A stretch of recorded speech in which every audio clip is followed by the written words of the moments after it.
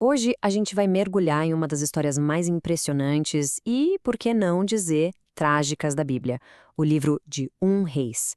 É uma crônica sobre poder, sabedoria e como tudo pode desmoronar. Uma história de ascensão à glória e de uma queda, assim, catastrófica. E a história toda gira em torno de uma pergunta que é, no mínimo, fascinante. Como é que pode o homem considerado mais sábio que já existiu cometer um erro tão colossal a ponto de levar seu reino à ruína?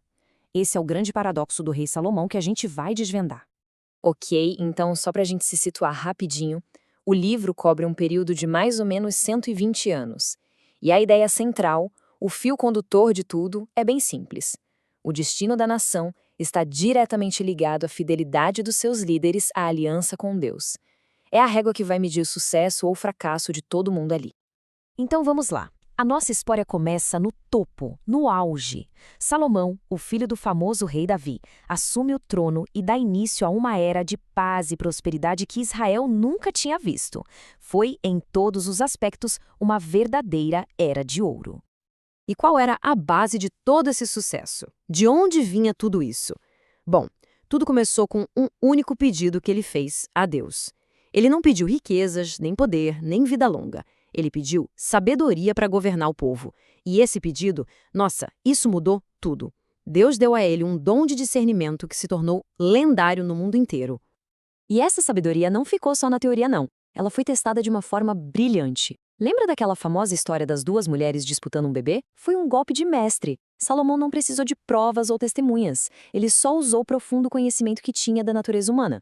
A ideia de cortar a criança ao meio revelou na hora quem era a mãe de verdade. E a fama dele, claro, explodiu. O ponto máximo, a coroação de todo esse período de glória, foi a construção do templo em Jerusalém. E olha, aquilo não era só um edifício magnífico. Era o coração pulsante da nação, o maior símbolo da sua aliança com Deus. Era o lugar onde, simbolicamente, o céu e a terra se encontravam. Mas como em toda grande história, é aqui que as coisas começam a dar muito errado. A gente tem uma virada sombria na narrativa.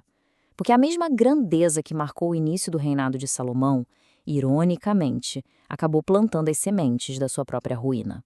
A sabedoria, aos poucos, foi perdendo espaço para a desobediência.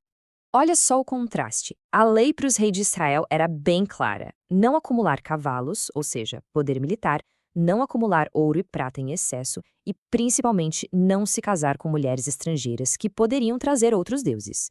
E o que Salomão fez? Bom, ele fez exatamente tudo isso em uma escala gigantesca. E o maior problema foram as alianças políticas seladas com casamentos. Foram centenas delas. E essas esposas trouxeram seus deuses e suas práticas para dentro de Israel. Isso não era só um detalhe, era um problema gravíssimo, porque a identidade da nação se baseava na lealdade a um único Deus. Permitir outros deuses era quebrar o pacto fundamental. E assim, aos poucos, o coração do homem mais sábio do mundo começou a se desviar. A consequência divina para essa infidelidade foi direta, sem rodeios. A sentença foi clara. O reino que Davi e Salomão tanto trabalharam para unir seria rasgado em dois. A punição não viria durante a vida de Salomão, por respeito ao seu pai Davi, mas a conta ia chegar e quem pagaria seria o seu filho. E agora a gente vê essa profecia se cumprindo ponto por ponto. Depois da morte de Salomão, a herança de desobediência que ele deixou finalmente cobra seu preço, e a nação se parte ao meio. O que acendeu o pavio foi a arrogância do herdeiro de Salomão, o Roboão. O povo pediu para ele aliviar os impostos pesados, e a resposta dele foi basicamente: vocês não viram nada ainda. Essa foi a gota d'água. 10 das 12 tribos simplesmente romperam com ele e formaram um novo reino, exatamente como tinha sido profetizado. E pronto, o que antes era uma nação unida virou duas. Ao norte surgiu o reino de Israel, com 10 tribos. Era maior, mais populoso, mas já nasceu destinado a ser instável. Ao sul ficou o pequeno reino de Judá, com a capital Jerusalém e a promessa feita à dinastia de Davi. Para piorar, o primeiro rei do norte, Jeroboão, tomou uma decisão política que foi um desastre espiritual.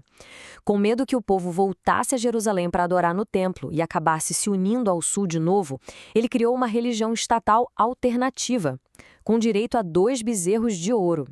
Esse ato foi basicamente o pecado original do Reino do Norte, que selou seu destino de corrupção e instabilidade. Com o reino já dividido, o foco da história de Reis muda completamente. A grande questão não é mais sobre construir o império, mas sim lutar pela alma da nação. E como os reis se mostraram cada vez mais corruptos, essa batalha vai ser travada entre eles e uma nova força, os profetas de Deus. E se a gente for falar desse conflito, não tem como não pensar no confronto épico entre o profeta Elias e o casal real mais infame da história de Israel, o rei Acabe e, principalmente, sua esposa Jezabel. Eles são os protagonistas dessa verdadeira guerra espiritual. Jezabel não era qualquer rainha. Ela não apenas trouxe a adoração ao seu deus, Baal, para Israel. Ela fez disso a religião oficial do Estado, perseguindo quem se opunha. Isso não era uma questão de escolha pessoal, era um ataque direto para tentar substituir a fé que definia o povo de Israel. Toda essa tensão acumulada tinha que explodir em algum momento, né? E explodiu, num dos confrontos mais dramáticos já registrados, no Monte Carmelo. Elias, sozinho, lança um desafio público para provar de uma vez por todas quem era o Deus verdadeiro. E olha só a desvantagem. De um lado, Elias, um homem. Do outro, 450 profetas de Baal, com todo o apoio do rei e da rainha. Era uma batalha completamente desigual. Matematicamente, as chances dele eram zero. E o resultado?